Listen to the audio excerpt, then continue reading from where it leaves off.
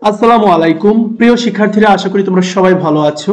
তোমরা যারা সপ্তম শ্রেণীতে পড়ছো, তোমাদের ইংরেজি বিষয়ের খুবই গুরুত্বপূর্ণ একটি টপিক, বিশেষ করে তোমাদের কোশ্চেন নং 5-এ যেই টপিকটি থাকবে এই টপিকটি নিয়ে আমি আলোচনা করব। তবে এই টপিকটি সম্পর্কিত একটা ভিডিও আমি আগেও দিয়েছি, অর্থাৎ টেন্স রিলেটেড যে ভিডিওটি সেটা আমি আপলোড করেছি। তোমরা ওইখান থেকে টেন্সের স্ট্রাকচার দেখে নিতে পারবে। এখন আমি মূলত আলোচনা করব তোমাদের যে 5 নাম্বার প্রশ্নটি হবে সেই প্রশ্নটি মূলত কিভাবে হবে।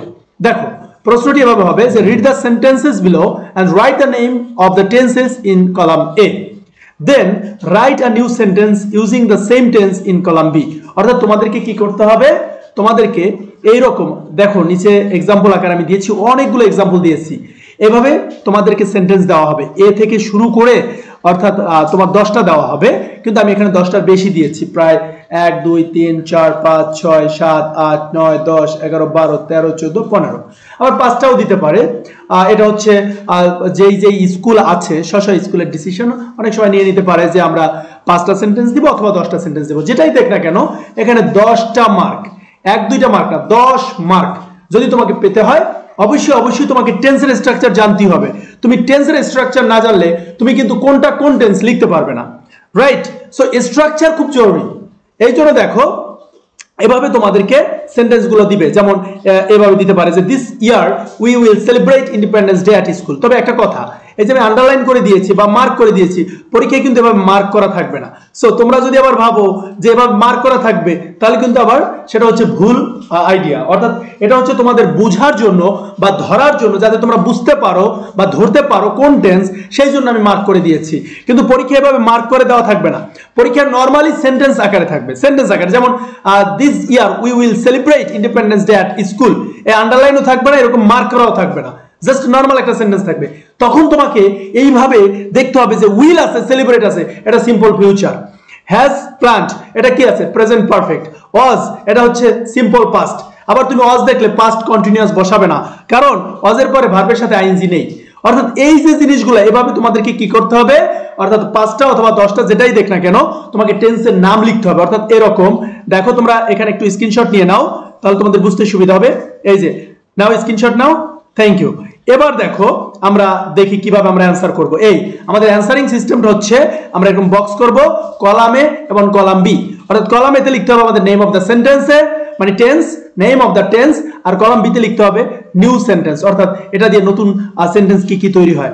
প্রথমত দেখো যে 1 নম্বরে ছিল সিম্পল ফিউচার, 2 নম্বরে ছিল প্রেজেন্ট পারফেক্ট, 3 নম্বরে সিম্পল পাস্ট, 4 নম্বরে পাস্ট কন্টিনিউয়াস। অর্থাৎ তোমরা কি করবে, তোমরা উপরের সেন্টেন্সগুলো খাতায় তুলবে, তোলার পরে এই যে অ্যান্সারগুলো একটু দেখে নাও।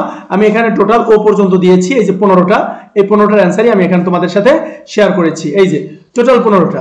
সো আমি এভাবে ধরছি, তোমরা একটু স্ক্রিনশট নিয়ে নাও, তাহলে তোমাদের বুঝতে সুবিধা হবে। এই যে দেখো, আর এই লাস্টেরটা সহ নিয়ে নাও একটা। এবার আমি বুঝাচ্ছি। প্রথমত তোমাদেরকে কি করতে হবে, কলাম এতে টেন্সের নাম লিখতে হবে। এই যে দেখো, তুমি টেন্সের নামগুলো সুন্দর করে লিখে ফেলবে।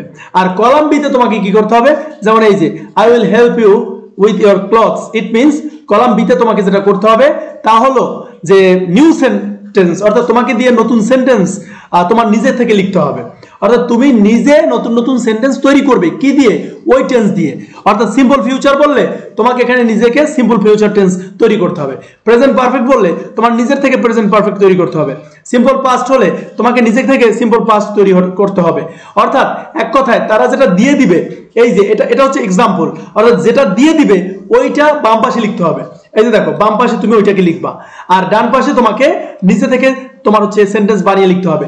এই যে বাম পাশে যেটা আছে দেখতে পাচ্ছ তোমরা কলাম এতে, কলাম এটা যদি দাও একটা কারেক্ট অ্যান্সারের জন্য 1 মার্ক, আর কলাম বি অর্থাৎ টোটাল 5টা যদি থাকে, এই বাম পাশের 5টার জন্য 5 মার্ক, আর এই ডান পাশে যে সেন্টেন্স মেকিং তার জন্য 5 মার্ক, টোটাল কিন্তু 10 মার্ক। তাহলে দেখো, তুমি যদি ডান পাশেটা না পারো তাহলে কিন্তু আবার তুমি হচ্ছে 5 মার্ক মিস করবে। এই যে তোমাকে কিন্তু এই ডান পাশেরটাও অ্যান্সার করতে হবে। তার মানে এই ডান পাশেরটা যদি তুমি পারো তাহলে এখানে 5 মার্ক, আবার বাম পাশেরটা পারলে এখানে 5 মার্ক, এই টোটাল কিন্তু 10 মার্ক। সো এই জন্য তোমাকে কিন্তু টেন্সের স্ট্রাকচার ভালো করে জানতে হবে। তুমি যদি স্ট্রাকচার ভালো করে না জানো তাহলে কিন্তু তুমি কোনো অ্যান্সার করতে পারবে না।